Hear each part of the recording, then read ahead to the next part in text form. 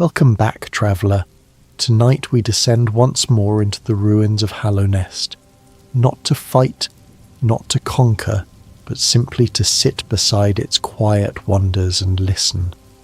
If you enjoy this kind of content, long, peaceful deep dives into the worlds we love, consider subscribing. It genuinely helps more than you know, and it means we get to keep making these together. No pressure, just gratitude. Now then, let us talk about charms. In the kingdom of Hallownest, charms are not merely gameplay trinkets. They are crystallized fragments of will, of memory, of dying wishes.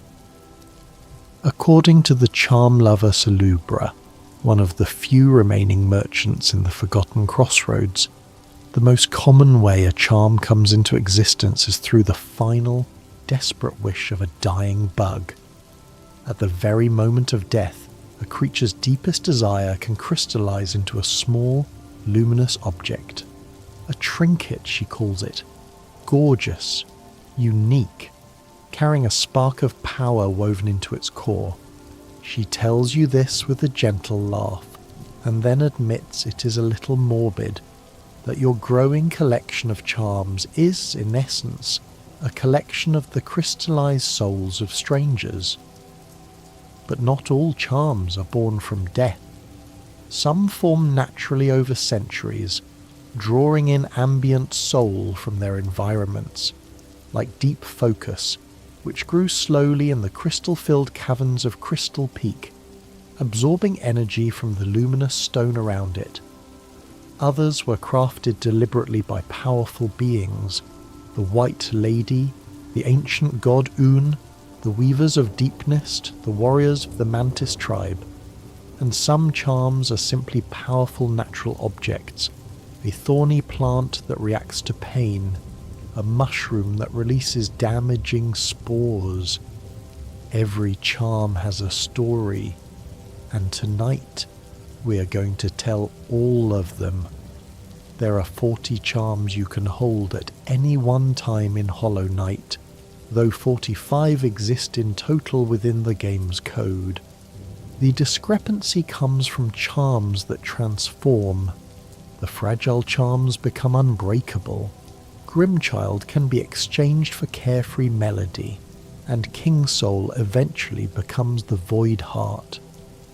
Because these replacements occupy the same slot, your inventory never holds more than 40 at once. To equip charms, you need charm notches. The night begins with 3, and 8 more can be found across Hallownest. 4 sold by Salubra at increasing prices and increasing charm collection thresholds. 1 earned by defeating the 2 Shroomal ogres in an arena in the fungal wastes. 1 hidden in a secret area of Fog Canyon accessible only with Isma's Tear. 1 awarded for completing the Trial of the Warrior in the Colosseum of Fools. And 1 granted upon the conclusion of the Grim Troop questline. That gives a maximum of 11 notches, and here is a detail many players miss. Every single time you obtain a new charm notch, the knight's health is fully replenished. A small but elegant touch from Team Cherry. Now, let us settle in. Let us go through every charm in Hallownest, one by one, slowly, with care. Breathe easy. There is no rush. We begin with the most humble charm in the game, and yet one of the most beloved. The Wayward Compass does one thing. It shows the knight's position on the map as a small pointed arrow. Without it, the map exists, the rooms are drawn, but you, the player, have no indicator of where you stand within them. You are truly lost. Iselda sells it from her shop in Dirtmouth, the fading village above the caverns. She sits beside her husband Cornifer's empty chair, sighing her iconic Bapanada, a word that has become one of the most recognisable sounds in all of indie gaming, despite meaning absolutely nothing in any real language. It is a word Team Cherry invented purely for atmosphere. Now here is the thing about the Wayward Compass that most players do not realise. This charm is, statistically, the most equipped charm in the entire game. Data from player surveys and community polls consistently place it at the top, even above combat essential charms like Quick Slash or Shaman Stone. The reason is simple. Exploration is the heart of Hollow Knight, and being lost, truly directionlessly lost, in the sprawling caverns of Hallownest is an experience that most players find more stressful than any boss fight. There is an interesting design philosophy behind this charm. Team Cherry could have simply included a map marker by default. Most Metroidvanias do. But by gating your sense of location behind a one-notch charm, they created a meaningful trade-off. You're always choosing between knowing where you are and having one more notch for combat. It is a small cost, but it is never free. The Wayward Compass costs just one notch, the lowest possible cost in the game, and it shares that humble cost with 9 other charms. Gathering Swarm, Sprint Master, Grub Song, Steady Body, Thorns of Agony, Defender's Crest, Spore Shroom, Nailmaster's Glory, and Dream Wielder. 10 charms, each asking for only the smallest sliver of your capacity. And one more detail. The Wayward Compass has no synergies with any other charm. It stands alone, a solitary gentle light in the dark. The gathering swarm summons a small cloud of dark, insect-like particles that automatically collect dropped Geo and bring it to the knight. Without this charm, Geo dropped by defeated enemies sits on the ground and must be physically walked over to be collected. With Gathering Swarm, the Geo flies toward you from a considerable distance. The in-game description reads, "Useful for those who can't bear to leave anything behind, no matter how insignificant." There is a quiet, almost affectionate tone to that description. It suggests a kind of compulsive completionism, the need to gather everything, even the smallest coin, even when it does not matter. Many players equip this charm early and never remove it, not because the Geo it collects is critical, but because the act of watching those tiny particles fly toward them is deeply satisfying. It is one of the best examples of feel-good design in the game. Sly sells it from his shop after you rescue him from the Forgotten Crossroads. Sly, of course, is no ordinary shopkeeper. He is a former nail master, one of the greatest warriors Hallownest has ever known. He trained Oro, Matto, and Shio, the 3 nail masters you encounter throughout the game. His nail skills are legendary, and yet here he is, selling maps and charms from a dusty shop in a dying village. There is something beautifully melancholic about that. One of the greatest warriors in history, reduced to commerce because the kingdom he once served has fallen to ruin. One practical detail. Gathering Swarm cannot collect Geo that is trapped behind walls or in areas the knight cannot reach. The particles will try to fly toward the Geo, but if there is solid terrain in the way, they will fail. This means Geo dropped by enemies defeated near walls can sometimes still be lost. Also, the charm does not increase the amount of Geo dropped by enemies, it simply collects what is already there. For increased Geo drops, you would need Fragile Greed. Stalwart Shell extends the precious window of invulnerability that follows each wound. When the knight is struck, there is a brief moment, a heartbeat really, where no further harm can reach them. Stalwart Shell stretches that heartbeat into something longer. something you can actually use, an extra breath of safety in which to escape, to reposition, to begin drawing in soul for a desperate heal. It also steadies the knight against the knockback of each blow, making it easier to hold your footing when the world is trying to push you into the dark. This is a defensive charm through and through, and it is most useful in the early game when you're still learning enemy patterns and taking frequent hits. Against bosses with rapid multi-hit attacks, like the Watcher Knights or the Traitor Lord, that extended window of grace can mean the difference between losing one mask and losing three. The description says simply, makes it easier to escape from dangerous situations, understated, practical, like the charm itself.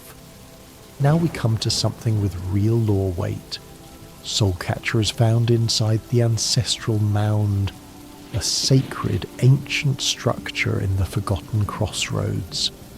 To reach it, you must defeat an Elder Baldur, one of the enormous shell-covered creatures that block passages throughout Hallownest.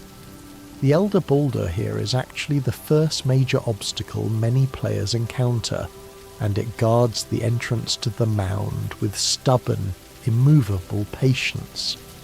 Inside the ancestral mound, you find a chamber suffused with the eerie glow of soul. This is the place where the snail shamans once practiced their art.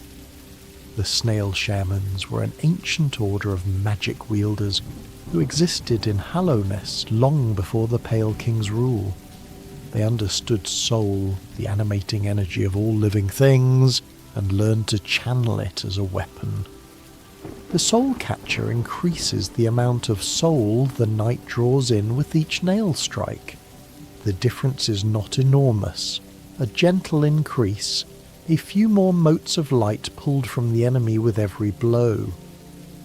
But over the course of a long fight, those extra fragments of soul compound. You reach your next spell faster, you heal sooner.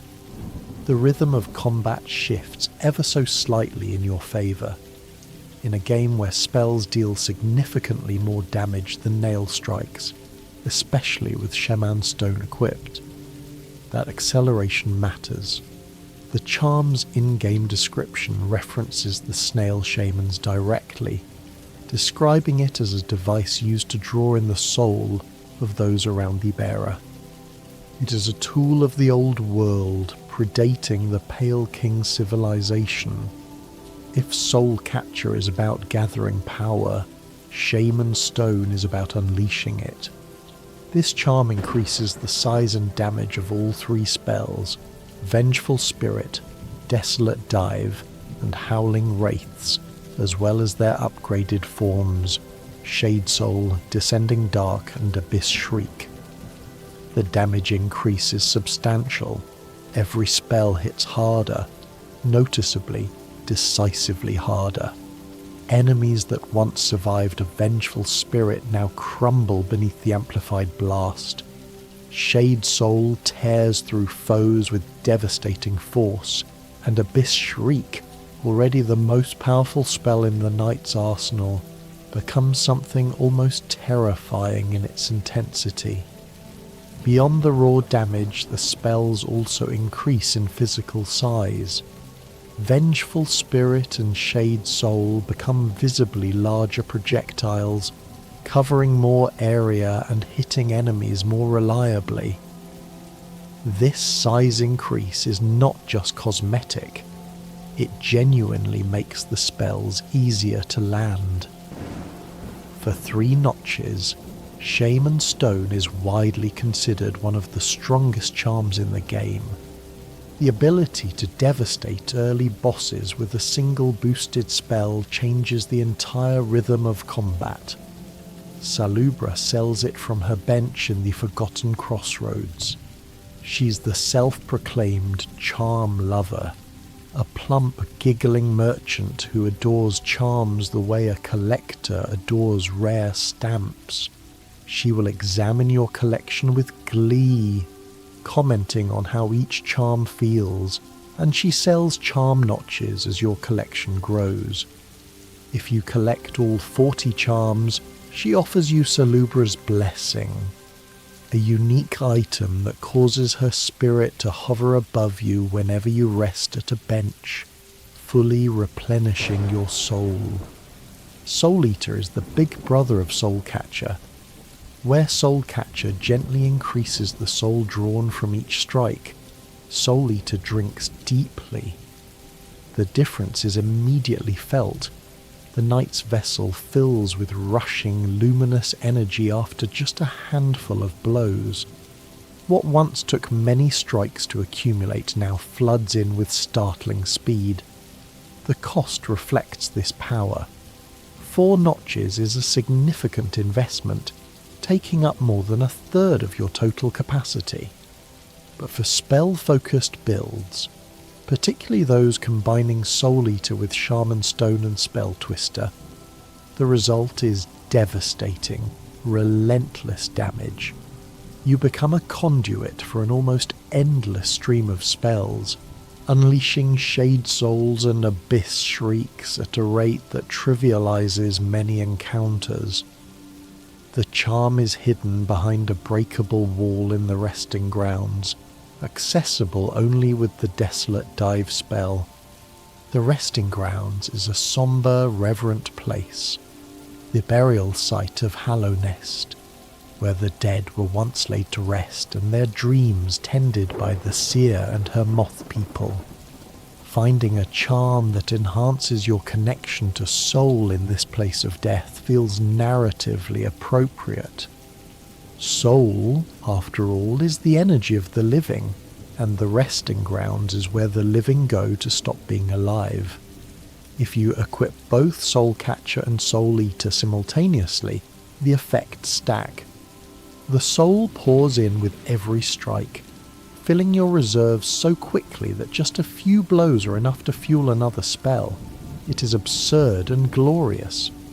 Dashmaster reduces the cooldown between dashes and grants the ability to dash downward. Under normal circumstances, after using the Moth Wing Cloak to dash, there is a brief cooldown before you can dash again. Dashmaster cuts this cooldown significantly, allowing you to chain dashes in rapid succession. It also unlocks a completely new movement option. Pressing dash while holding down causes the knight to dash diagonally downward. This downward dash is not available without Dashmaster equipped. The charm is found at the base of the fungal wastes, in a room just below the Mantis village. To reach it, you must navigate a vertical shaft filled with thorns and platforming challenges. A fitting test for a charm that enhances movement. Dashmaster has a special synergy with Sprintmaster. When both charms are equipped simultaneously, the knight's movement speed increases beyond what either charm provides individually, dramatically so. The knight moves with a swiftness that feels almost unnatural, covering ground at a pace that transforms the vast, sprawling map of Hallownest from a labyrinth into a highway. This stacked bonus makes the combination one of the best for traversal, especially in the late game when you are backtracking across Hallownest's enormous map. One detail that many players overlook: the downward dash granted by Dashmaster does not deal damage to enemies. It is purely a movement tool. However, when combined with Sharp Shadow, the regular horizontal dash does deal damage, and this interaction does not extend to the downward dash. Sprintmaster increases the knight's walking speed noticeably, a meaningful quickening of pace that transforms every corridor and cavern. This may sound like a minor change, but in practice the difference is immediately noticeable.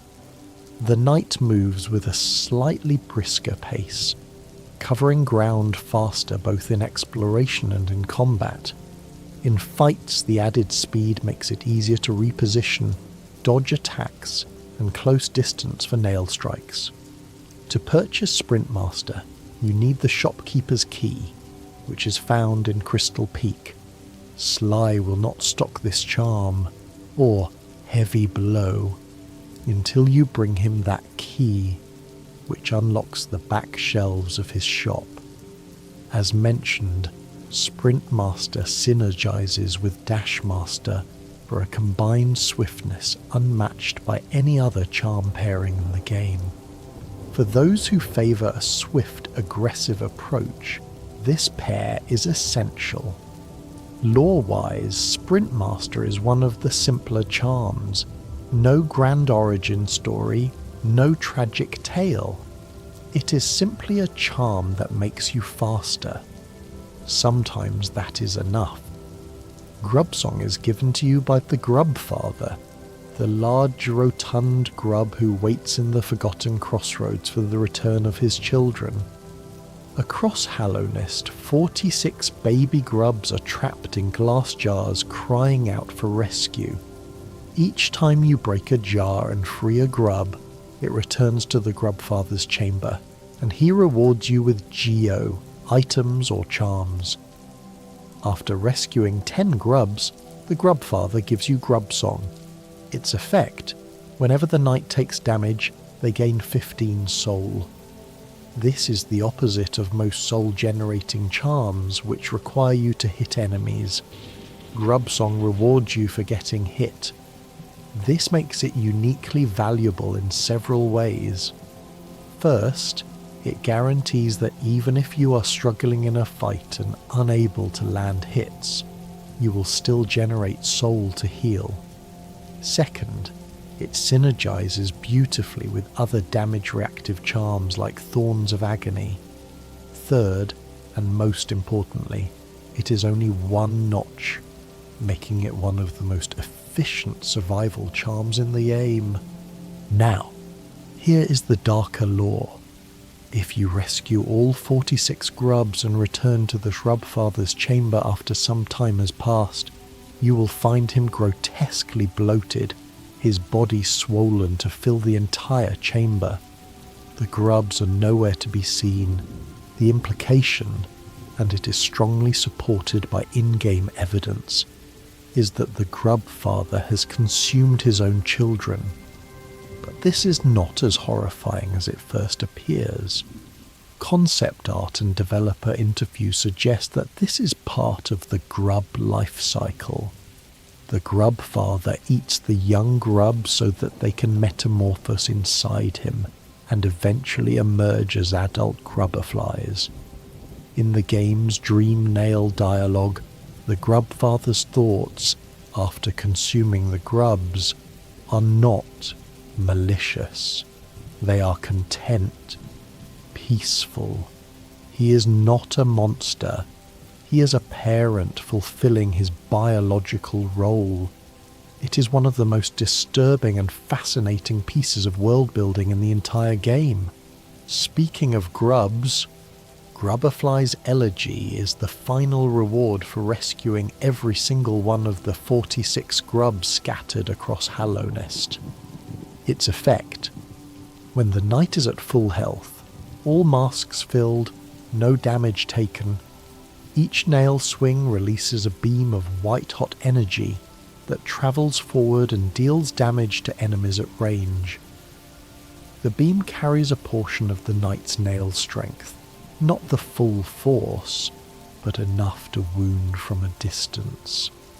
This turns the knight into a ranged attacker, firing projectiles with every swing as long as they remain at full health. The moment you take even a single point of damage, the beams stop. You must heal back to full to reactivate them. The charm's name tells its own story. An elegy is a poem or song of mourning for the dead. This is the Grubberfly's elegy. a lament for the grubs who will never emerge, or perhaps a celebration of what they will become. The name holds both grief and hope in the same breath. The energy beams grow stronger as the nail is upgraded. Each improvement to the nail feeds directly into the radiance of the beams, and there is a curious interaction buried deep in the game's mechanics. Under very specific conditions, using Joni's blessing to convert all health to lifeblood, it is possible to have both Fury of the Fallen and Grubberfly's Elegy active at the same time, a contradiction that the game quietly permits. It is one of the game's more niche and esoteric interactions. Grubberfly's Elegy has a synergy with Mark of Pride and Long Nail. The increased nail range also extends the range at which the energy beams travel, giving you even more reach. 3 notches is a significant cost for a charm that deactivates the moment you take damage. But when it works, when you're dancing through a fight untouched, firing beams of light with every swing, it is one of the most satisfying feelings in the game.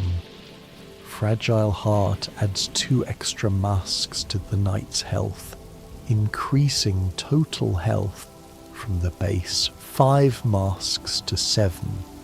The catch: if you die with Fragile Heart equipped, the charm breaks and must be repaired by Leg Eater. Leg Eater is one of the game's most unsettling merchants. He is a blind, termite-like creature found in the fungal wastes, surrounded by the remains of dead bugs. He speaks in a nervous, twitchy manner, constantly sniffing and muttering. He sells 3 fragile charms: heart, greed, and strength, and he claims to make them himself. His name is telling, Leg Eater, and he is surrounded by corpses. Many players have theorized that his charm-making process involves harvesting parts from dead bugs, that the fragile nature of his charms comes from the unstable, cobbled-together nature of their construction. He guards his crafting secrets fiercely, reacting with hostility if you press him about his methods. With the Grim Troop DLC, a new NPC named Divine arrives, a strange serpentine creature who is part of the travelling troupe. If you give Divine a fragile charm and enough geo, she will consume the charm and return it as an unbreakable version. The unbreakable version functions identically but never breaks upon death. The cost is steep, 12,000 geo for Unbreakable Heart. But the permanence is worth it, especially for players attempting the harder challenges, the Pantheons of Godhome, the Radiant boss fights, the Steel Soul mode. And here is the grim punchline to Leg Eater's story. If you purchase all 3 fragile charms, upgrade them through Divine, and then return to Leg Eater's location, you will find that he has gone to visit Divine. When you enter Divine's tent, Leg Eater is gone. All that remains is a single claw on the ground. Divine has eaten him. She consumed the charm maker just as she consumed his charms. Fragile greed causes defeated enemies to drop noticeably more geo than normal.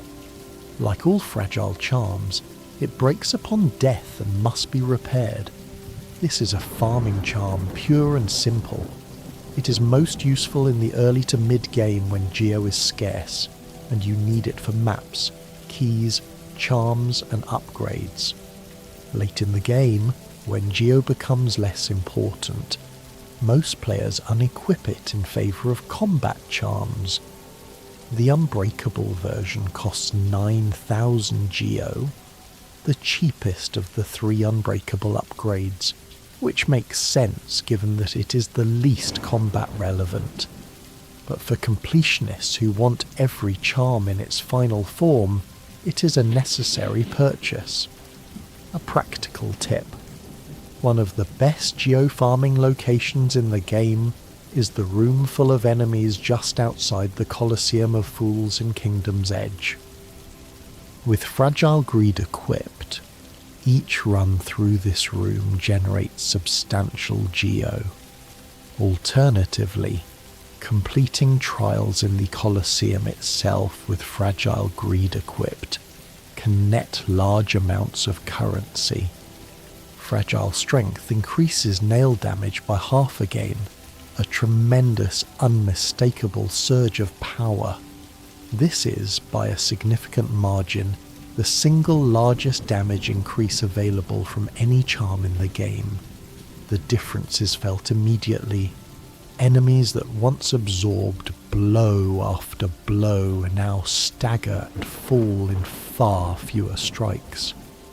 In combination with Quick Slash, which dramatically increases attack speed, Fragile Strength creates one of the most devastatingly aggressive builds possible. The Unbreakable version costs a staggering amount of geo, the most expensive single purchase in the entire game. But it is worth every coin. Unbreakable Strength is universally regarded as one of the best charms in Hollow Knight, and it is a staple of almost every endgame build. For 3 notches, you gain an extraordinary increase in striking power with every nail swing. No other charm offers this level of raw force for its cost. Quick Slash increases attack speed but does not increase the weight of each individual blow. Shaman Stone boosts spells but not nail damage. Fury of the Fallen grants even greater power, but only at the very threshold of death. Fragile Strength is always active, always boosting, as long as you stay alive. The charm's fragile nature creates a beautiful tension in the game design. You equip this incredibly powerful charm, knowing that if you die, it shatters. Every death costs you not only your progress, but also your most valuable tool. It transforms death from a minor setback into a genuine loss. And that fear, that constant awareness of mortality, is what Hollow Knight is all about. Spell Twister reduces the soul cost of casting spells considerably, allowing you to squeeze more magic from the same reserve of energy. It is found in the Soul Sanctum, one of the most disturbing locations in Hallownest. The Soul Sanctum was once a research institution where scholars studied soul under the guidance of the Soul Master. These scholars believed they could use soul to find a cure for the infection, the plague of orange light that was driving the bugs of Hallownest mad. They were wrong. Their experiments grew more extreme, more desperate. They began extracting soul from living bugs, killing them in the process. The Soul Sanctum became a slaughterhouse disguised as a laboratory. Finding Spell Twister in this place of perverted knowledge is fitting. It is a tool born from obsessive study, a refinement of spell-casting technique that allows the user to channel soul more efficiently. The scholars may have been monsters, but their research produced real results. In practical terms, Spell Twister is one of the most efficient charms for spell-focused approaches. Where you once had enough soul for 3 spells, you now have enough for 4. Combined with Shaman Stone for increased damage, and Soul Catcher or Soul Eater for faster soul generation, Spell Twister turns the knight into a relentless caster. Here is an interaction that many overlook. Spell Twister also reduces the cost of the focus heal. The soul required to mend a single mask drops noticeably, making this one of the best healing efficiency charms in the game, even though it is typically seen as an offensive charm. Steady Body eliminates the knockback the knight experiences when striking an enemy with the nail. Without this charm, every nail strike pushes the knight slightly backward. This recoil is a subtle but constant mechanic that affects positioning in combat. When fighting near ledges, pits, or hazards, the recoil can push you into danger. When trying to maintain pressure on a boss, the recoil gradually pushes you out of striking range. Steady Body removes this entirely. You swing and you stay exactly where you are. For just one notch, this is remarkably powerful. Many top-level players consider Steady Body one of the most underrated charms in the game. In the pantheons of Godhome, where precise positioning against bosses like Pure Vessel and Absolute Radiance is essential, Steady Body allows you to stand your ground and attack without any positional drift. The charm costs only 120 geo from Salubra, the cheapest charm she sells. It is easy to overlook, easy to dismiss. But once you learn to play without recoil, it is very difficult to go back. Heavy Blow is the mirror image of Steady Body. Where Steady Body eliminates your knockback, Heavy Blow increases the knockback you inflict on enemies. When you hit an enemy with your nail, they are pushed back further than normal. The charm also increases the knockback of nail arts, Dash Slash, Great Slash, and Cyclone Slash, giving them even more pushing power. Heavy Blow is widely considered one of the weakest charms in the game. The reason is straightforward. In most situations, you want enemies closer to you, not further away. Knocking an enemy back just means you have to close the distance again before your next attack. For ranged enemies, it can even be counterproductive, pushing them to a distance where their projectiles are harder to dodge. However, Heavy Blow does have niche uses. In the Colosseum of Fools, it can knock enemies into spikes and hazards for instant kills. Against certain bosses with predictable patterns, the extra knockback can create safe windows for healing. And in the Watcher Knights fight, where 6 rolling, bouncing knights attack in pairs, the ability to push them away from you can create desperately needed breathing room. 2 notches for such a situational effect is a hard sell. Most players leave Heavy Blow in their inventory unused, but it exists and it has its place. Quick Slash increases the speed of the knight's nail strikes dramatically. The attack animation is noticeably faster, allowing you to land significantly more blows in the same window of time.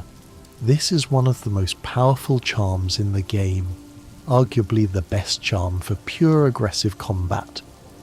The faster attack speed means more hits, which means more damage, more soul generation, and more opportunities to stagger enemies. When combined with unbreakable strength, Quick Slash creates the most devastating sustained assault in the game. The charm is found in Kingdom's Edge, hidden in a small alcove near the home of Nailmaster Oro. To reach it, you need to navigate through a series of platforming challenges in the rusted, windswept cliffs at the very edge of Hallownest. Kingdom's Edge is where the civilized kingdom gives way to raw wilderness, where the pale king's influence ends and the natural world reasserts itself. Or himself is a significant figure. He is one of the 3 nail masters trained by the great nail sage Sly. Unlike his brothers Mato and Shio, who are warm and welcoming, Oro is bitter, isolated, and hostile. He demands payment before teaching you his nail art, Dash Slash. He has retreated to the very edge of the world, As far from civilization as possible, the fact that Quick Slash, a charm about relentless aggressive combat, is found near his home feels appropriate. Oro is a warrior who has lost his purpose but cannot let go of his violence. Longnail increases the range of the Knight's Nail noticeably. The Knight's Nail physically extends further with each swing, allowing you to hit enemies from a slightly safer distance. The range increase is visible. The nail's hitbox genuinely extends, and you can see it reach further in the attack animation. This added reach is most noticeable when fighting enemies that have dangerous contact damage or melee attacks with short range. By standing just outside their reach while remaining inside your own, you can attack safely. 2 notches for a modest range increase is decent but not extraordinary. Longnail is most useful in the early game, when your options are limited, and the extra reach provides a meaningful safety margin. Later, most players transition to Mark of Pride, which provides a larger range increase for just 1 more notch. However, Longnail and Mark of Pride can be equipped simultaneously. Their effects stack, and the combined reach is impressive. The Knight's Nail becomes startlingly long, allowing you to strike enemies from distances that feel almost unfair. The cost is 5 notches for both, nearly half your total capacity, but the safety and control this provides is remarkable. Mark of Pride is one of the most prestigious charms in the game, both mechanically and narratively. It increases the Knight's Nail range significantly, more so than Longnail, and it is not purchased, it is earned. To obtain Mark of Pride, you must travel to the Mantis village in the Fungal Wastes and challenge the Mantis Lords, a trio of elegant, ruthless warriors who rule the Mantis tribe. The Mantis Lords are widely considered one of the best boss fights in the game. They are fair, precisely designed, and escalate in difficulty as the fight progresses, beginning with 1 Lord, then 2, then eventually 3 attacking in synchronized patterns in the harder Godhome version called the Sisters of Battle. When you defeat the Mantis Lords, something remarkable happens. The Mantis warriors who were previously hostile, attacking you on sight throughout the village, suddenly bow to you. They recognize your strength, they accept you as worthy, and they open the gate to the lower levels of the village, granting you access to Mark of Pride and to the path into Deepnest. This is one of the most emotionally resonant moments in all of Hollow Knight. No dialogue, no cutscene, just a silent gesture of respect from an entire civilization that moments ago was trying to kill you. The Mantis tribe is one of the few groups in Hallownest that resisted the infection. Their discipline, their martial code, their refusal to submit to the Radiance's light, it kept them sane while the rest of the kingdom fell to madness. Wearing their Mark of Pride is not just a mechanical advantage, it is an honour. Fury of the Fallen activates when the knight is at 1 mask of health, the last mask before death. When active, it unleashes a tremendous surge of nail power and causes the knight to emit a red glow, leaving crimson trails when moving. The damage increase is enormous. Each strike lands with a ferocity that dwarfs the knight's normal output. Combined with unbreakable strength, the bonuses compound upon each other. The knight deals a staggering, almost obscene amount of damage per nail strike at the threshold of death. Power that would have seemed impossible with a starting nail. The charm is found in King's Pass, the very first area of the game, the cavern you descend through when you first arrive in Hallownest. It is hidden behind a breakable wall near the start of the game, making it one of the earliest charms available. Many players miss it on their first playthrough because they rush through King's Pass without exploring. The risk-reward dynamic of Fury of the Fallen is one of the purest expressions of Hollow Knight's design philosophy. The charm is incredibly powerful, but only when you are one hit from death. You must choose to live dangerously, to hover on the edge of destruction, in exchange for devastating power. It rewards mastery and punishes carelessness. Among the most masterful wanderers of Hallownest, Fury of the Fallen is frequently favoured in combination with Grub Song and Grubberfly's Elegy. Some deliberately take damage at the start of a boss fight to drop to one mask, embracing the fury for the entire encounter. Thorns of Agony causes the knight to sprout thorny vines in all directions whenever they take damage. These vines deal damage to any enemy they touch. The thorns deal damage equal to the knight's current nail, a powerful retaliation that grows stronger as the nail is upgraded. The vines last for a brief moment and extend a short distance in every direction around the knight. During the thorn animation, the knight is frozen in place, unable to move or act, but remains invulnerable. The charm is found in Greenpath, the lush, verdant region that is the first major area most players explore after the Forgotten Crossroads. To reach it, you need the Mothwing Cloak Dash, which you acquire by defeating Hornet in Greenpath. Thorns of Agony is thematically connected to the plant life of Greenpath. The vines that sprout from the night are botanical in nature, thorny organic growth that reacts to pain. The in-game description notes that the thorns appear to be alive, suggesting the charm contains an actual plant organism that responds to the knight's damage. For one notch, Thorns of Agony provides excellent passive damage. You don't have to do anything, just take damage, and the thorns retaliate automatically. It pairs well with Grub Song. When you take damage, you simultaneously gain 15 soul and deal thorn damage to nearby enemies. Punishment becomes opportunity. Boulder Shell creates a protective shell around the knight whenever they use focus to heal.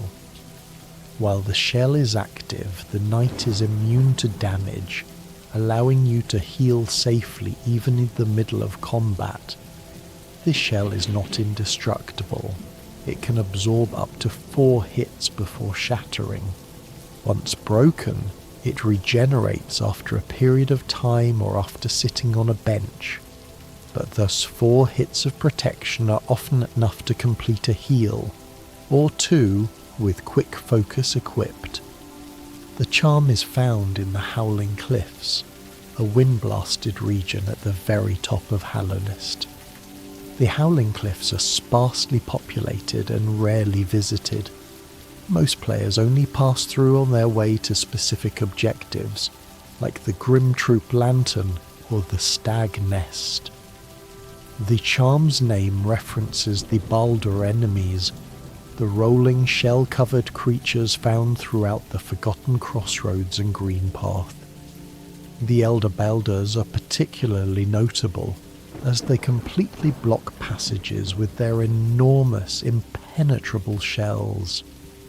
The Baldur shell charm channels that same protective quality, wrapping the knight in a miniature version of the Baldur's armour during their most vulnerable moment, the healing animation. For newer players who struggle with finding safe windows to heal during boss fights, Baldur's shell can be a lifesaver. It allows you to heal in situations where you would otherwise be punished, In the middle of a boss's attack string, surrounded by enemies or trapped in a corner, Flukenest transforms the vengeful spirit and shade soul spells into a burst of volatile baby flukes that scatter in a wide shotgun-like spread.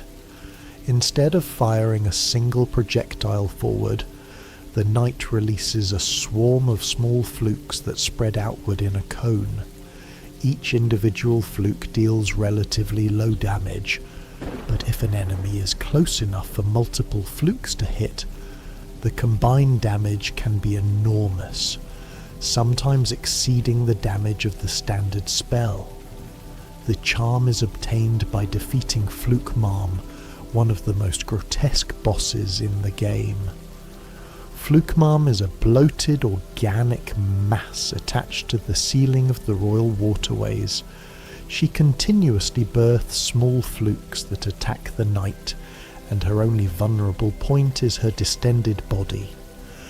Her Dreamnail dialogue is unsettling in its tenderness. She refers to the knight with an intimacy that feels deeply wrong given her monstrous form.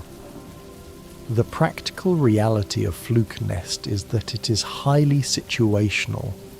Against large stationary targets, like Flukmarm herself, or the Radiance during her beam attacks, the spread can deal devastating damage because most or all flukes connect.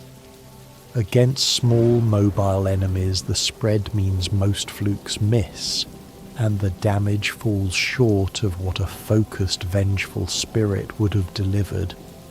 Flukenest has a notable synergy with Defender's Crest. When both are equipped, the burst is replaced with a single large fluke that explodes into a lingering dung cloud, dealing sustained damage over several seconds. Adding Shaman Stone to this combination increases the cloud's potency further. It is one of the game's more elaborate charm interactions. Defender's Crest causes the knight to emit a constant cloud of noxious fumes that damages nearby enemies. The cloud follows the knight, steadily wearing down anything that draws too close. The damage is modest. The cloud alone will not win you any boss fights, but it is persistent, always active, and it requires no input from the player. You simply walk near enemies and they take damage. Over time, this passive damage adds up, particularly against large enemies with high health pools or enemies that crowd around you. The charm is awarded for defeating the Dung Defender, one of the most beloved characters in all of Hollow Knight.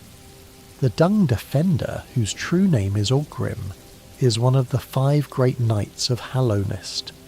He served the Pale King faithfully, and when the kingdom fell, he alone remained at his post in the royal waterways, guarding the passage to the City of Tears. Ogrim is boisterous, loyal, and joyful. He fights with such enthusiasm that he laughs during combat. His arena is covered in dung, because yes, that is his chosen weapon and medium.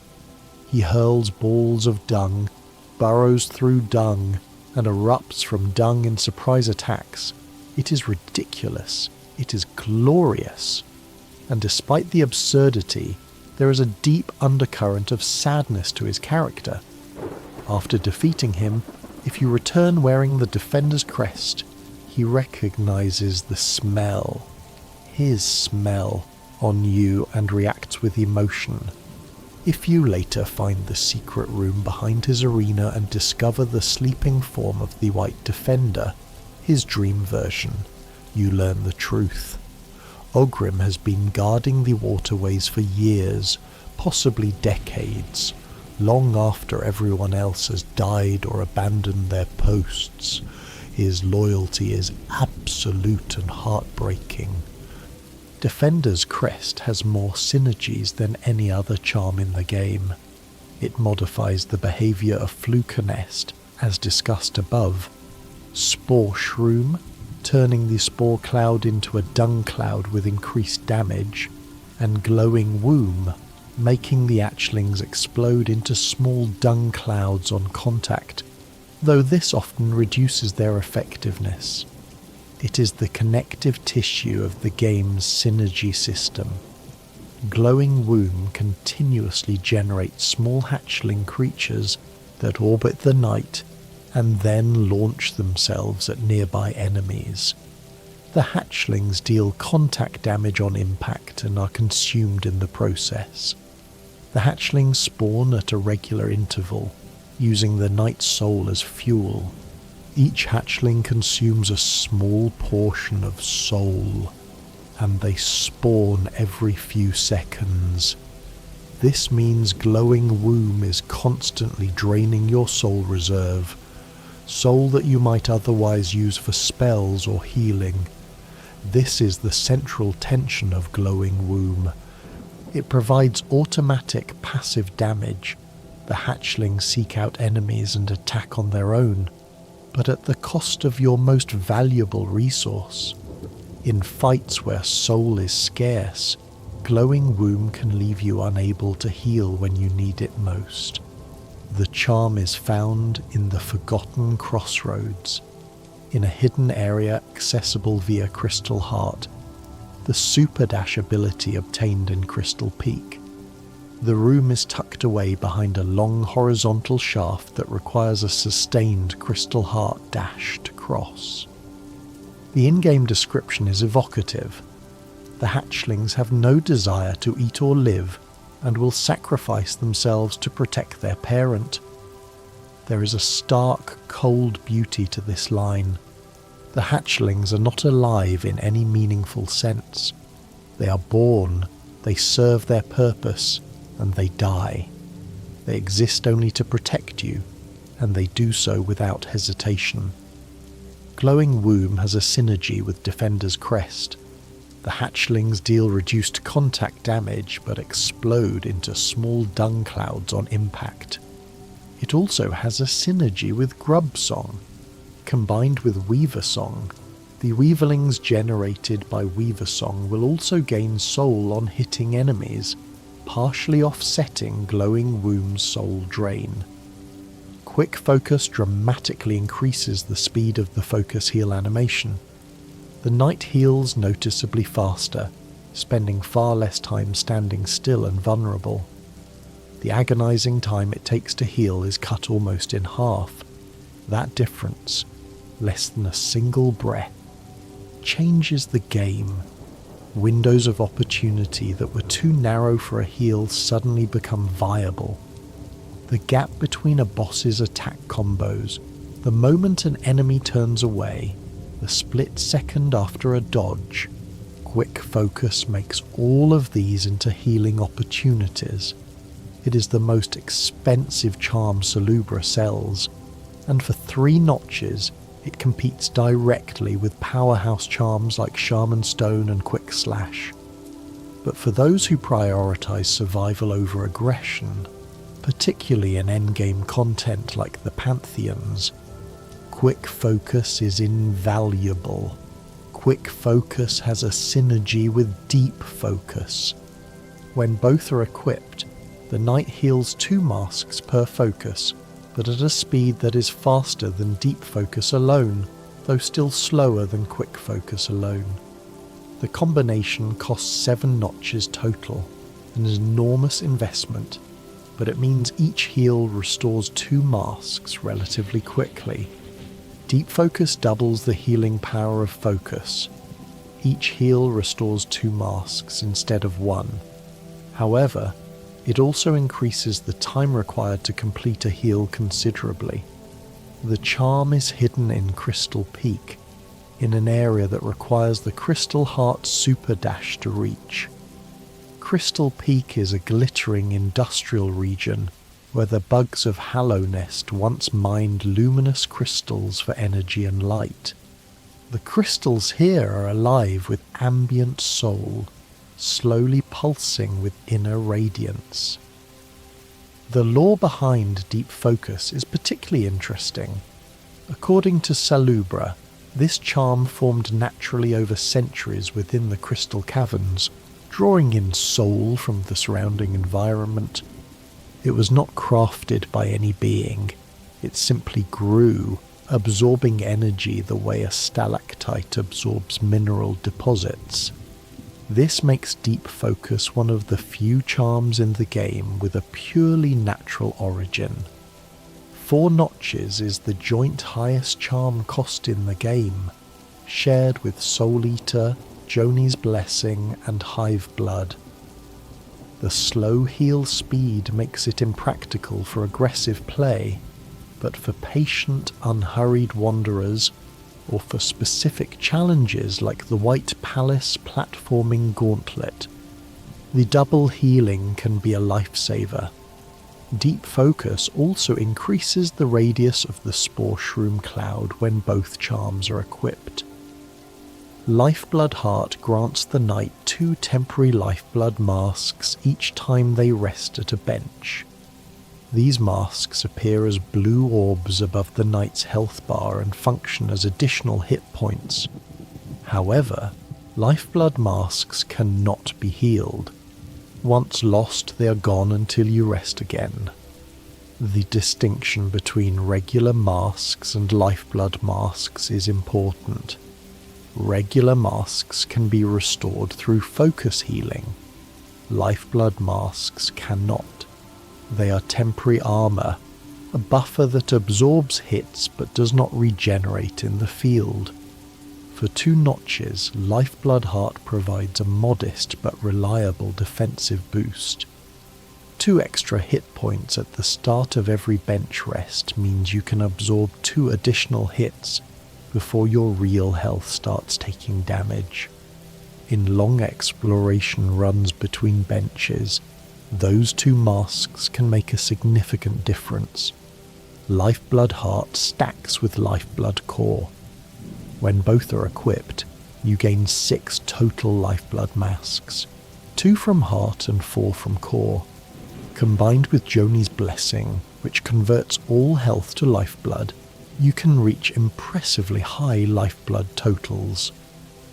Lifeblood Core grants 4 lifeblood masks when resting at a bench, double the amount provided by Lifeblood Heart.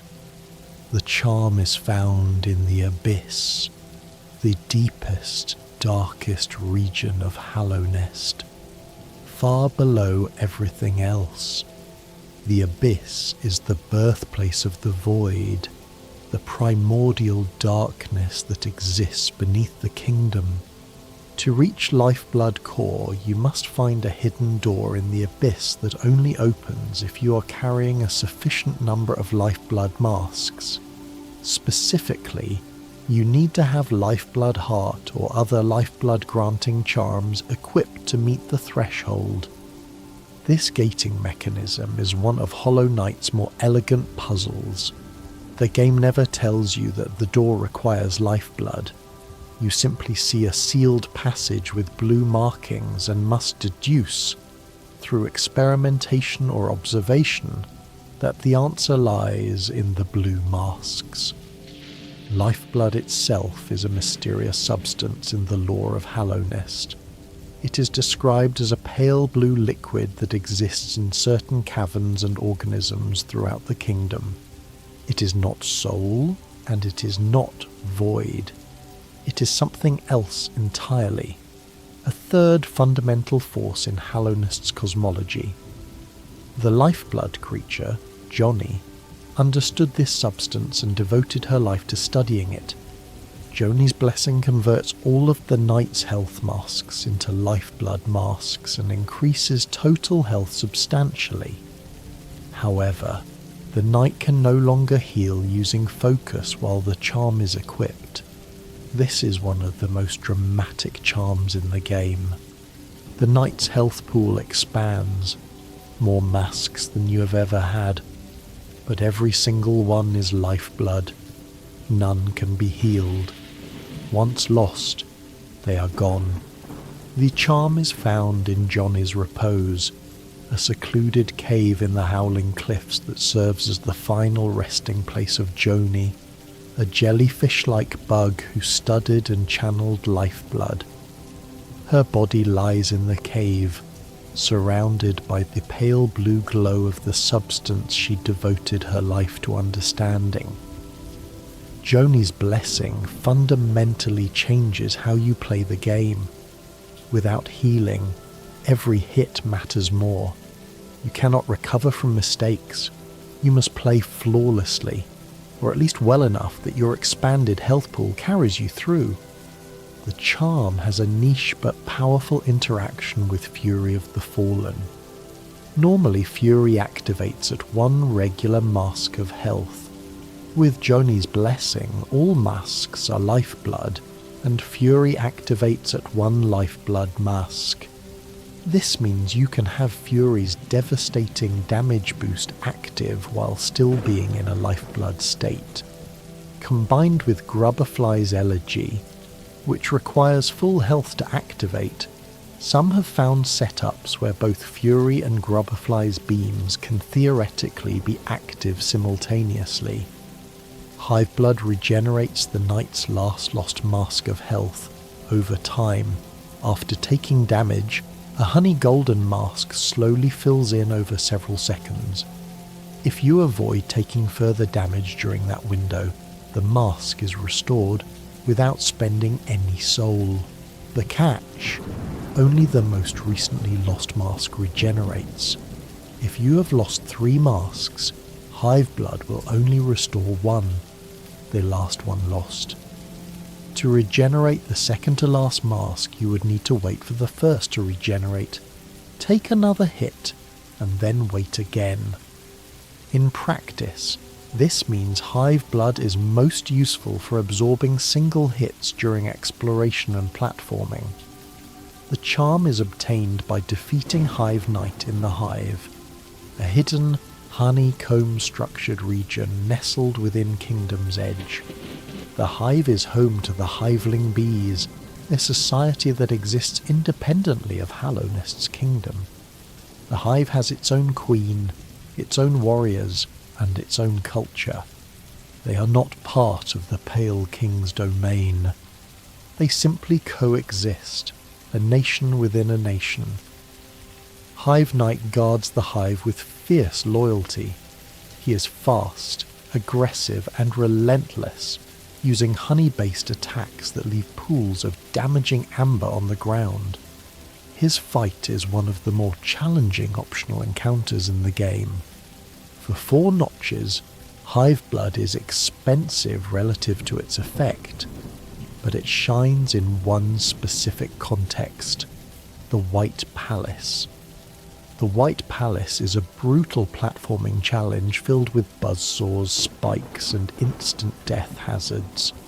There are no enemies to fight, which means no way to generate soul for healing. Hiveblood's passive regeneration is the only reliable way to recover health in this environment, making it almost essential for completing the White Palace and the even more punishing Path of Pain. Spore Shroom causes the knight to release a cloud of damaging spores whenever they use focus. The cloud lingers for several seconds and deals damage to enemies that enter it. The damage is modest, but since you're already standing still to heal, the spore cloud adds free damage to an action you would be performing anyway. It costs nothing extra, no soul, no time, just a passive bonus on top of your heal. The charm is found in the fungal wastes near the border with the Queen's Gardens. The fungal wastes are one of the most atmospheric regions in the game.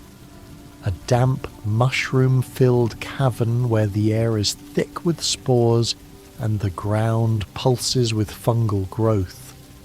The mushrooms here are not mere plants, they are sentient. The Mushroom Clan, led by Mr. Mushroom, one of the game's most enigmatic NPCs, are thinking, speaking organisms who exist outside the normal hierarchy of Hallownest's bugs. Spore Shroom's origin is fitting for this region. The charm appears to be a literal mushroom, a spore-producing fungal organism that reacts to the knight's healing process by releasing its payload. It is less a crafted trinket and more a symbiotic organism that the knight carries. The charm synergizes with Defender's crest to produce a more potent cloud. When both are equipped, the spore cloud transforms into a dung spore hybrid that deals significantly more damage. Adding deep focus to this combination increases the cloud's radius further. Sharp shadow causes the knight's shadow dash, the shade cloak ability, to deal damage to enemies passed through during the dash. The damage equals the knight's current nail damage. This requires the shade cloak, which is found in the abyss. The shade cloak replaces the mothwing cloak and allows the knight to dash through enemies and their attacks while invulnerable. With sharp shadow equipped, this defensive maneuver becomes offensive. You dash through an enemy and damage them in the process.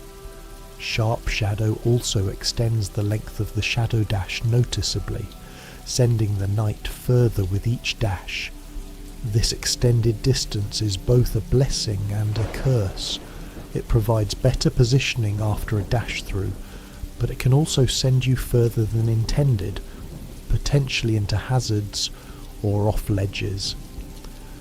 The charm is found in Deepnest, near one of the area's precious hot springs. Deepnest is the most terrifying region in Hollow Knight, a pitch-black labyrinthine network of tunnels filled with spiders, parasites, and creatures that exist only to consume. The hot springs are rare sanctuaries of warmth and safety in this hostile environment. Sharp shadow deals full nail damage, making it essentially a free hit every time you dodge through an enemy. Against bosses with predictable charge attacks, like the Traitor Lord, who dashes across his arena frequently, Sharp Shadow turns every dodge into a counter-attack. Shape of Une allows the knight to move while using focus. Instead of standing still during the eel animation, the knight transforms into a small slug-like creature that can crawl along the ground, dodging enemy attacks while healing. The slug form moves slowly, much slower than the knight's normal walking speed, but it's low to the ground, allowing it to pass under many attacks that would otherwise connect. Against bosses with high, sweeping attacks, the slug form can be remarkably effective. The charm is found at the Lake of Une, a sacred body of acid green water deep within Greenpath. Une is one of the higher beings of the Hollow Knight world, an ancient god who takes the form of an enormous slug. Un created the lush vegetation of Greenpath and the Moskin people who inhabit it. Unlike the Radiance or the Pale King, Un is a gentle, passive deity. She does not seek worship or control, she simply exists, dreaming beneath her lake, slowly sustaining the green world she created. To reach Shape of Une, you need Isma's Tear, which grants immunity to the acid pools that fill parts of Greenpath and other areas. The Lake of Une itself is filled with acid, and without Isma's Tear, you cannot swim to the charm. Shape of Une synergizes with quick focus to create a faster moving slug form. The speed increase is noticeable, and makes the slug form genuinely viable for dodging during boss fights. When combined with deep focus as well, you get a slug that heals 2 masks per focus and moves at a reasonable speed, a surprisingly effective defensive setup. Nailmaster's Glory dramatically reduces the charge time for all 3 nail arts: Great Slash, Dash Slash, and Cyclone Slash. The nail arts charge almost instantly, allowing you to unleash them in rapid succession. To obtain this charm, you must first learn all 3 nail arts from the 3 nail masters: Great Slash from Matto in the Howling Cliffs, Dash Slash from Oro in Kingdom's Edge, and Cyclone Slash from Shio in Green Path. Then you must return to Sly in Dirtmouth, the great nail sage who trained all 3 nail masters. When you demonstrate that you have mastered all 3 arts, Sly acknowledges you as worthy and bestows this charm upon you. This moment is one of the quieter emotional beats in the game. Sly, the retired warrior turned shopkeeper, sees in you the continuation of his legacy. He trained 3 students, each of whom went their separate ways, and now you, a nameless vessel, have gathered what they taught and brought it back to him. For 1 notch, Nailmaster's glory is extremely efficient. The nail arts deal massive damage. Great Slash delivers a devastating overhand blow. Cyclone Slash hits multiple times in a whirlwind of steel, and Dash Slash covers distance while striking with tremendous force. With Nailmaster's glory reducing the charge time to near instant, you can weave nail arts into your combat flow constantly. Dreamwielder enhances the Dream Nail in 2 ways. It quickens the charge time considerably, and it doubles the amount of soul gained from dream nailing enemies. An enormous increase that makes each strike flood the knight's reserves. The Dream Nail is one of Hollow Knight's most unique tools. It does not deal damage. Instead, it allows the knight to peer into the dreams and thoughts of other creatures. When used on enemies, it generates soul. When used on specific NPCs or objects, it reveals hidden dialogue, the innermost thoughts of the bugs of Hallownest. With Dreamwielder equipped, the Dream Nail becomes a powerful soul generation tool. A single strike draws in enough soul for 2 spells. This makes it viable to Dream Nail enemies during combat, stepping in during safe windows to generate massive amounts of soul. The charm is given by the Seer, the elderly moth who tends the resting grounds. The Seer is the last of the moth tribe, the ancient people who once worshipped the Radiance. The moths abandoned the Radiance when the Pale King arrived and offered them the gift of thought and individuality. This betrayal, the forgetting of their old god, is one of the root causes of the infection. The Radiance, forgotten and furious, fights to be remembered through the plague of orange light. The Seer's final moments are among the most poignant in the game. When you collect enough essence, she fades away, her duty finally complete, leaving behind only a whisper and the Dream Nail itself.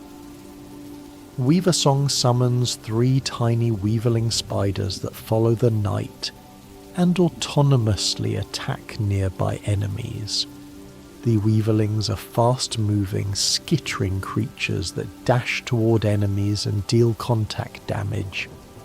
Each weaverling deals modest damage individually, but with 3 weaverlings attacking simultaneously, the combined output adds up, especially against large, slow enemies. The charm is found in the Weaver's Den, a hidden sub-area of deepness that was once home to the Weaver civilization. The Weavers were spider-like artisans who wove silk into magical constructions. They created the seal of binding that helps contain the Hollow Knight, and their silk threads can be found throughout Hallownest, often in places of great importance. The Weavers are gone now. They left Hallownest, one of the few groups that escaped before the kingdom's total collapse. Their den lies empty, filled with abandoned looms and tangled silk. Finding Weaver Song here is like finding a final gift from a departed people, a small fragment of their craft, left behind for whoever comes next. Weaver Song has an important synergy with Grub Song. When both are equipped, the Weaverlings generate soul when they hit enemies. This turns the Weaverlings into passive soul generators, slowly filling your meter without any input from you. Combined with Glowing Womb, the soul generated by the Weaverlings can partially offset the soul consumed by the hatchlings. Dreamshield conjures a glowing, orbiting shield that circles the night. The shield damages enemies it contacts and can block enemy projectiles. The shield orbits slowly around the night, dealing damage on contact and destroying most projectiles it touches. It can also be aimed. The shield tracks the knight's facing direction, hovering in front of you when you look left or right. This allows you to position it as a defensive barrier against incoming attacks. The shield deals damage equal to the knight's current nail damage, and it can hit the same enemy multiple times as it orbits. Against large stationary enemies, the shield provides consistent passive damage. Against projectile-heavy bosses, like Markoth or the Crystal Guardian, the shield's ability to block projectiles is invaluable. Found in the resting grounds near the Seer's Domain, Dreamshield carries the ethereal quality of that place. It is made of dream essence, the same substance as the dream nail, the dream gate, and the essence you collect from dream warriors and dream trees.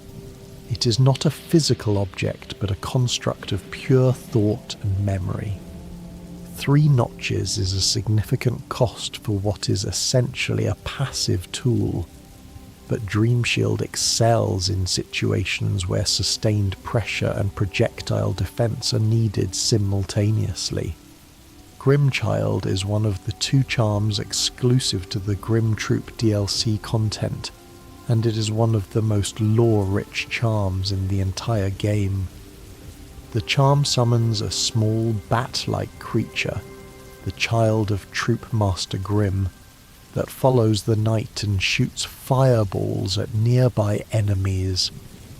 The Grimchild evolves as you progress through the Grim Troop questline, growing in size and power with each stage. In its final form, the Grimchild fires rapidly and deals respectable damage. It functions as an autonomous companion, a tiny ally that fights alongside you without any input required. The Grim Troop questline is one of Hollow Knight's most compelling side stories. A wandering troop of performers arrives in Dirtmouth after the knight lights the Nightmare Lantern in the Howling Cliffs. Troop Master Grim, an elegant theatrical figure, tasks the knight with collecting nightmare flames from specific locations across Hallownest. These flames feed the Nightmare Heart, an ancient ritual that sustains the troop's eternal cycle of death and rebirth. The troop exists in a liminal space between dream and nightmare. They are not native to Hallownest. They travel from kingdom to kingdom, performing their ritual wherever a lantern is lit. Grim himself is both the master of ceremonies and a sacrifice. He feeds the collected flames to his child, who will eventually consume him and become the new Grim, continuing the cycle. At the questline's climax, you face a choice. Complete the ritual by defeating Nightmare King Grim, an incredibly difficult boss fight that evolves Grimchild to its final form, or banish the troop entirely, which destroys the Grimchild and grants you Carefree Melody instead. Carefree Melody is the alternative to Grimchild, obtained by choosing to banish the Grim Troop, instead of completing the Nightmare King Grim fight. Its effect is unique. Each time the knight takes damage, there is an escalating chance that the damage is negated entirely. The first hit has a low chance of being blocked, but each successive hit increases the probability. After a successful block, the counter resets. The mechanics work on an internal rhythm. The chance of protection starts low and climbs with each wound endured. After the charm successfully shields you, the cycle begins again.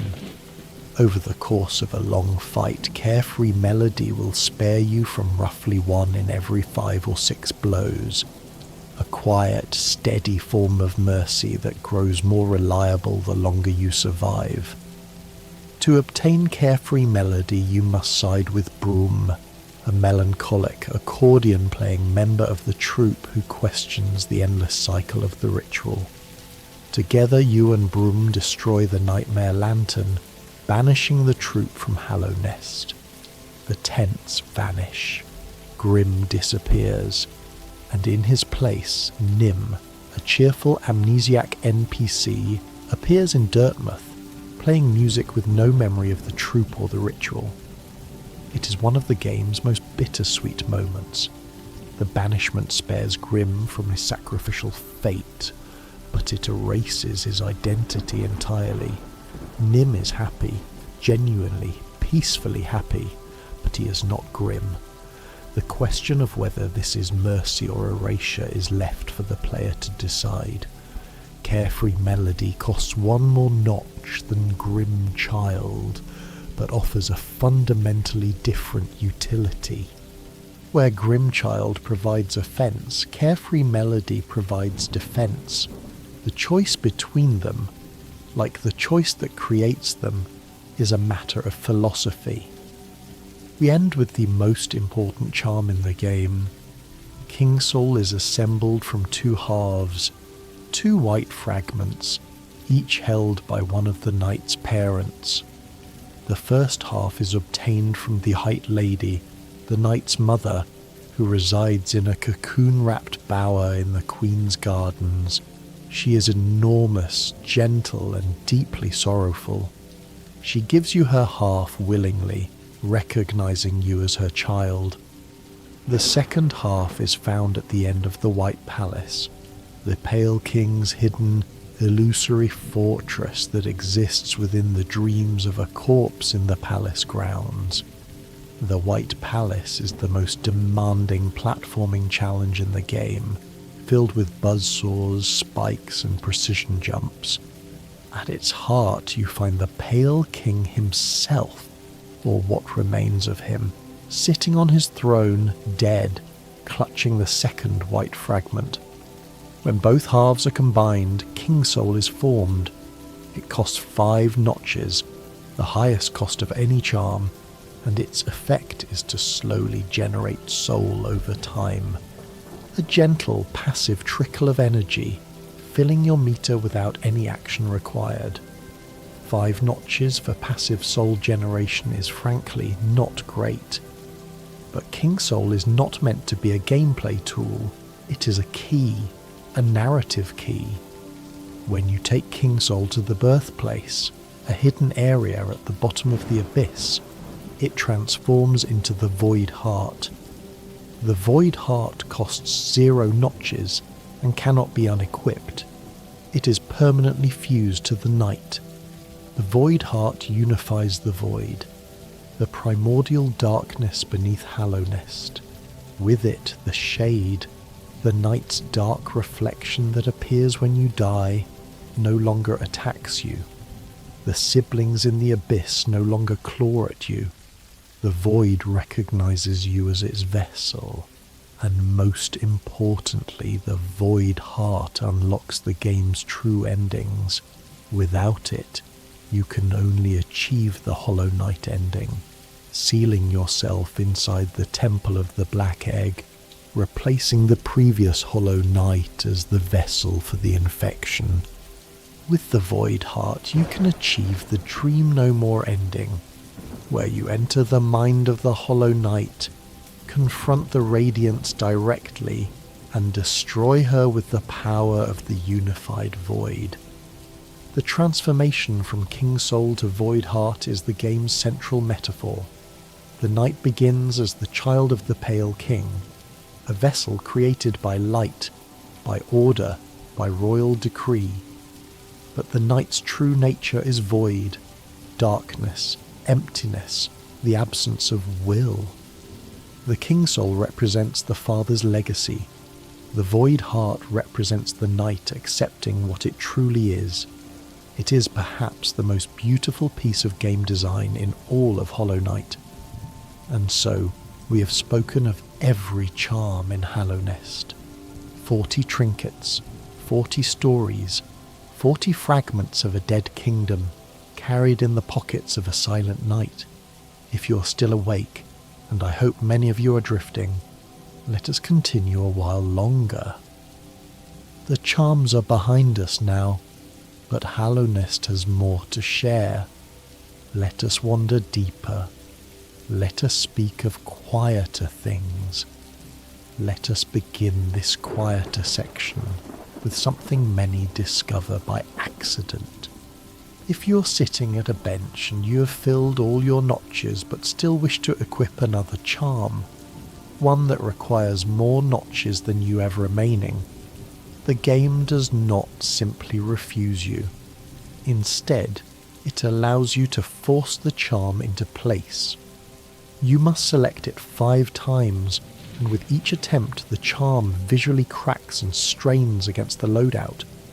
Purple fractures spread across the screen, and then, on the 5th attempt, it snaps into place. You are now overcharmed. The penalty is severe. All damage the knight takes is doubled.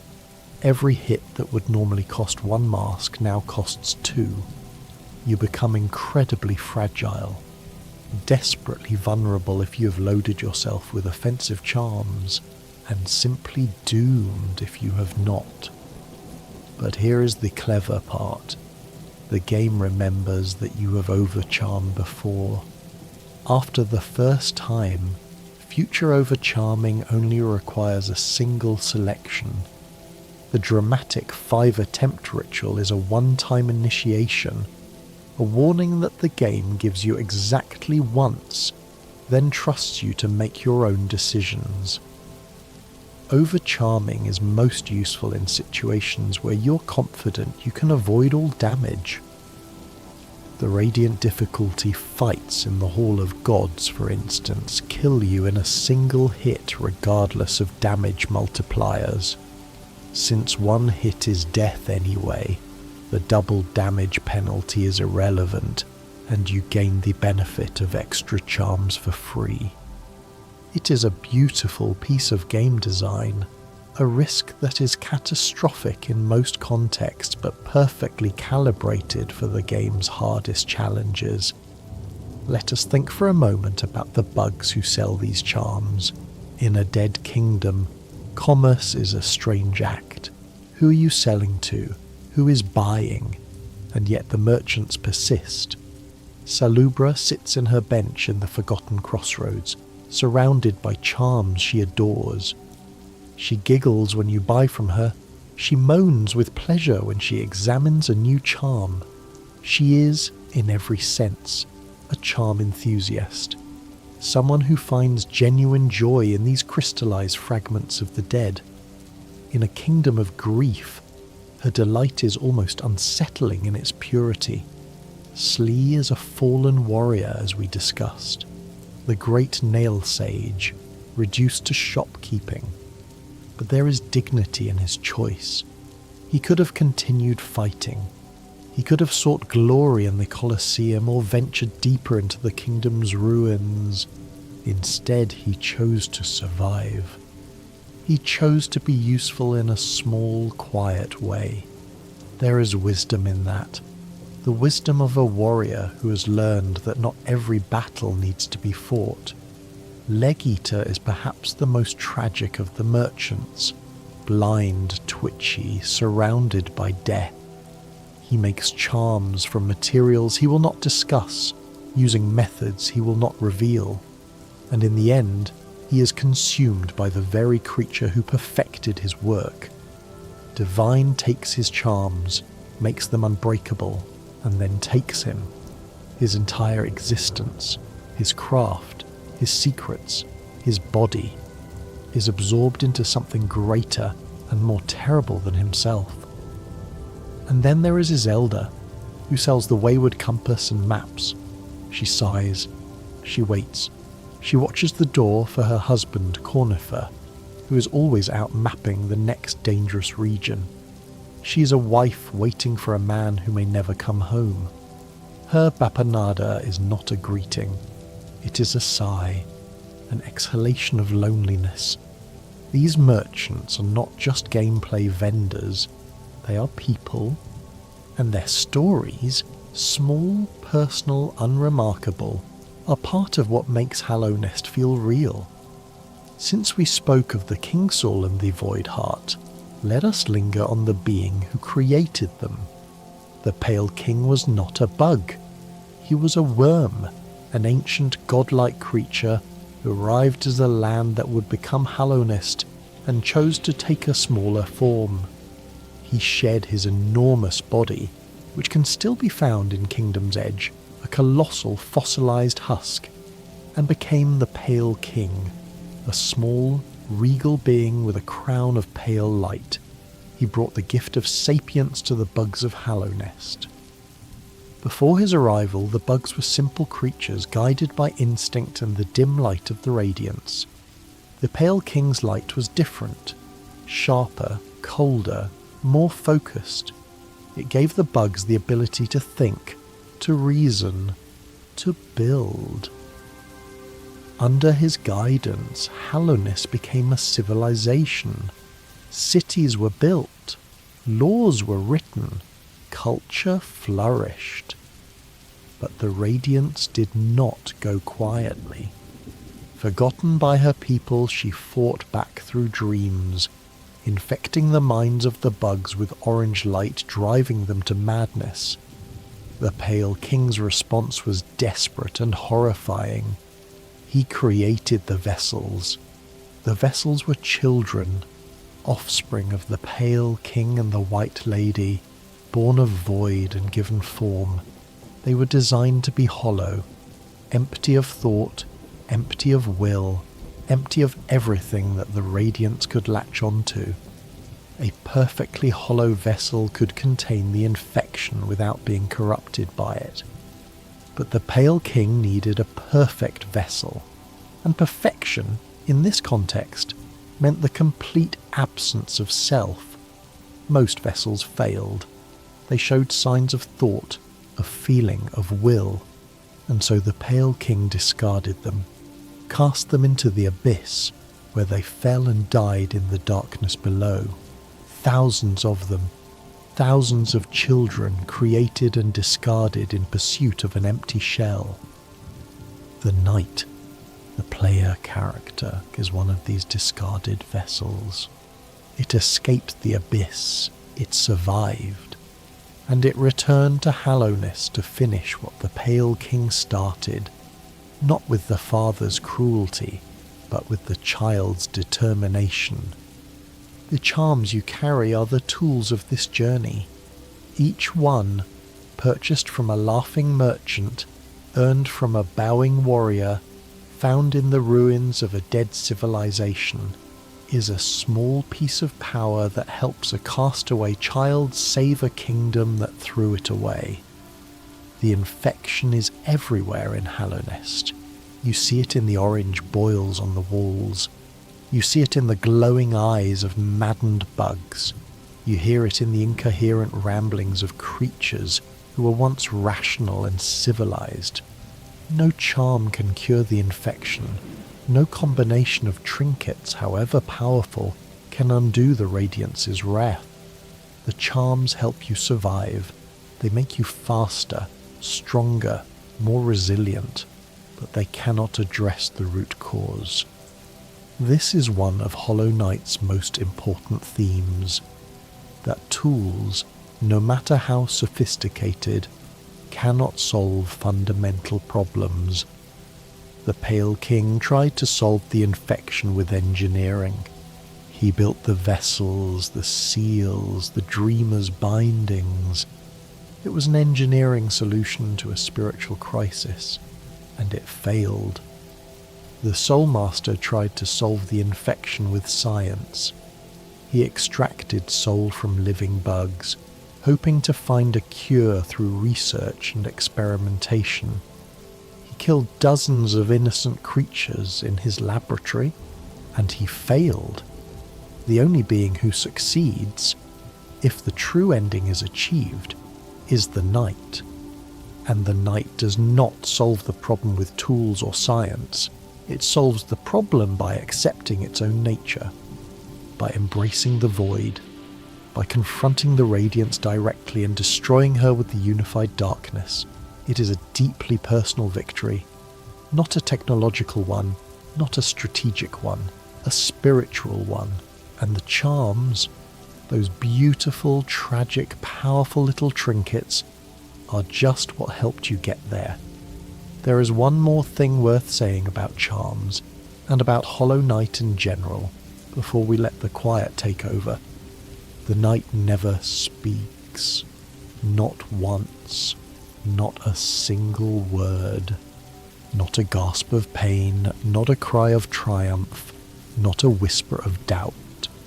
Throughout the entire game, through 40 charms collected, through hundreds of enemies defeated, through the death of gods and the salvation of a kingdom, the Knight is silent. This silence is not a limitation. It is the point. The Knight is a vessel. It was designed to be hollow, empty, a container for something greater than itself. And in its silence it achieves what all the eloquent, passionate, brilliant beings of Hallownest could not. The Pale King with all his wisdom failed. The Radiance with all her fury was destroyed. The Dreamers with all their sacrifice only delayed the inevitable. The Knight, silent, small, unremarkable, succeeded. There is a lesson in that if you want to find one. That the loudest voices are not always the most effective, that the emptiest vessels can carry the heaviest burdens, that sometimes the most powerful thing you can do is say nothing at all. But this is a video about charms, and the charms have been told. All 40 of them, every notch, every synergy, every hidden interaction, every piece of lore. In Hollow Knight, benches are salvation. They are the only places where you can save your progress, change your charms, and restore your health.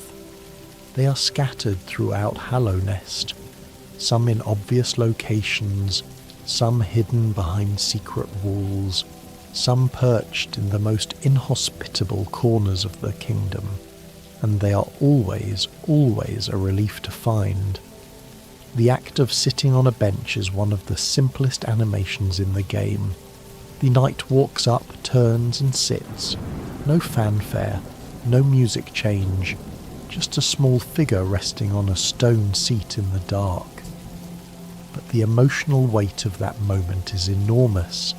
After navigating a gauntlet of enemies, after surviving a harrowing platforming section, after barely escaping a boss fight with one mask of health, the sight of a bench is like finding an oasis in a desert. You sit and the tension drains away, your health refills, your soul replenishes, and for a brief, precious moment, you are safe. If you have collected all 40 charms and purchased Salubra's blessing, a small ghostly version of Salubra appears above you when you rest, fully replenishing your soul. Her giggle plays softly. It is a tiny reward, meaningless in gameplay terms, but it transforms every bench rest into a moment of warmth and companionship. You are not alone. Even in the deepest, darkest corners of Hallownest, someone is watching over you. The bench is also where charms are equipped, and this is important, narratively and mechanically, because it means that the act of preparing for battle is inextricably linked with the act of resting. You cannot arm yourself without first sitting down. You cannot choose your tools without first being at peace. In a game about a silent knight in a dead kingdom, this is a profound design choice. It says, before you fight, rest. Before you decide, be still. Before you act, breathe. While we are speaking of quiet places, let us mention the stag stations. The stagways are an ancient transportation network built throughout Hallownest. Giant stag beetles, enormous, gentle creatures, once carried passengers through tunnels connecting every major region of the kingdom. The stations are ornate, with carved stone and polished floors, built with the same care as the kingdom's greatest architecture. Now there is only one stag left, the old stag. He waits at the stations, patient and loyal, carrying you wherever you need to go. He remembers the old days, when the tunnels were busy, when passengers filled the platforms, when the stagways were the lifeblood of Hallownest's civilization. If you discover every stag station in the game, the old stag takes you to one final location, the stag nest. There, in a hidden cavern, you find the remains of other stags, eggs that never hatched, shells of stags long dead. The old stag realizes that he is the last of his kind. His species is extinct. He has been faithfully serving a transportation network for a kingdom of ghosts, and there is no one left to continue after him. He does not despair. He simply continues. He carries you to the next station and the next and the next, because that is what he was made to do. If there is one image that defines Hollow Knight in the popular imagination, it is the City of Tears. The City of Tears is the capital of Hallownest, a grand, sprawling metropolis of towers and bridges built in an enormous cavern beneath the blue lake. Water from the lake above seeps through the ceiling and falls as perpetual rain. The rain never stops. It has not stopped since the kingdom fell. It will not stop until the cavern itself collapses. The city was the heart of civilization. Here, the Pale King held court. Here, the great knights gathered. Here, scholars debated, artists created, and citizens lived their lives in the soft, grey light of the rain. The architecture is elegant. Tall spires, arched windows, delicate bridges suspended over empty space. Even in ruin, the City of Tears is beautiful. But the beauty is inseparable from the sadness.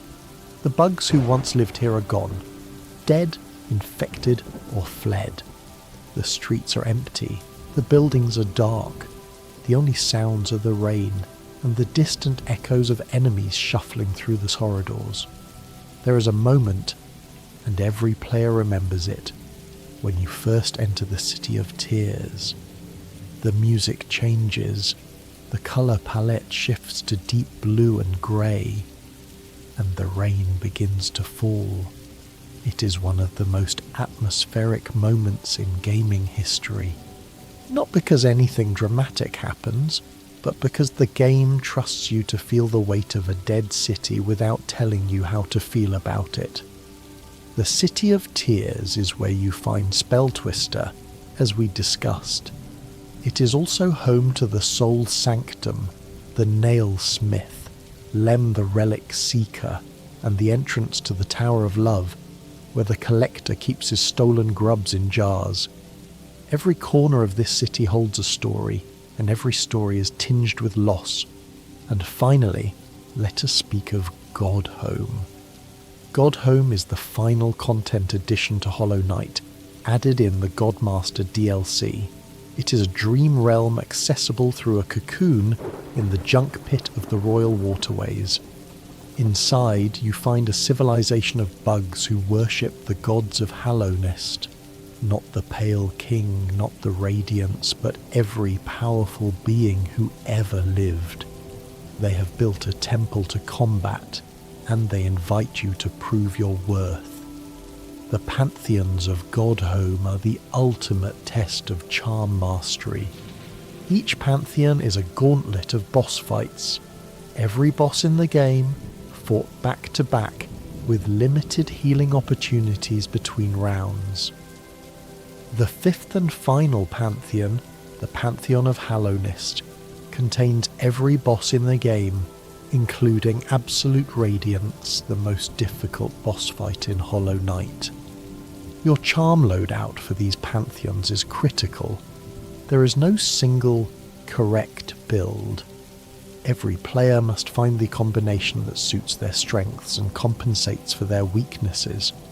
Some players favour aggression, quick slash, unbreakable strength, mark of pride. Others favour survival, quick focus, shape of Yoon, deep focus. Some go for spell builds, Shaman Stone, Spell Twister, Soul Catcher, and some, in the Radiant fights, overcharm deliberately, stacking every offensive charm they can because one hit means death regardless. The Hall of Gods within Godhome allows you to practice any boss fight individually, at 3 difficulty levels: Attuned, Ascended and Radiant. Radiant difficulty kills you in a single hit and removes all healing. It is in these fights that the charm system reaches its most refined expression. Every notch matters, every synergy matters. The difference between victory and defeat can be a single charm choice. Godhome also contains one of the game's most debated elements, the Godseeker. She's a bug who has devoted her existence to finding and worshipping the most powerful beings in existence. She views combat as a form of prayer and victory as proof of divinity. When you complete the Pantheon of Hallownest with the Void Heart equipped, the Godseeker is consumed by the void, and the dream realm collapses. The implications of this ending, whether it represents liberation or destruction, remain a subject of passionate debate in the community years after the DLC's release. And now the words grow thin. We have walked through every charm in Hallownest. We have spoken of the merchants who sell them, the warriors who earn them, the creatures who create them, and the dying wishes that birth them. We have lingered on the Pale King's cruelty and the night's silence.